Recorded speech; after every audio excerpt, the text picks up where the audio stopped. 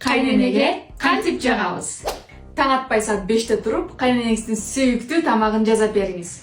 Тамактын түрүн жасап, ошол эле учурда продуктуну экономдойбуз. Үйдүн баары таза болуш керек. Чаң калтырбайбыз.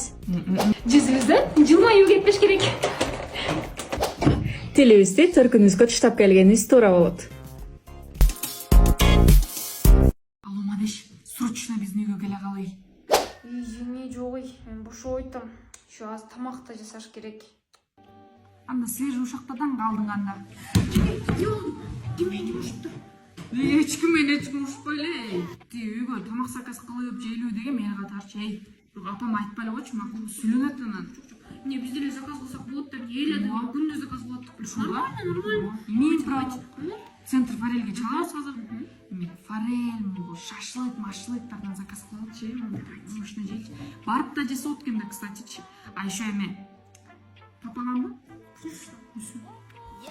Bitch, I said what I said. I'd rather be famous instead. I let Тамак заказ кылып жейин, сонун турбайбы?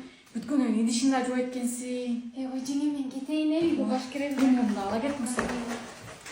Апа, элестетиңиз, тийгенибиз уже көпкөндөн тамак заказ кылып жей баштаптыр. Үйүнөн тамак жасабай калыптыр да. Şu ансыз келгенсиз мени чакырып, кыйнап, төлөттүрбөдү.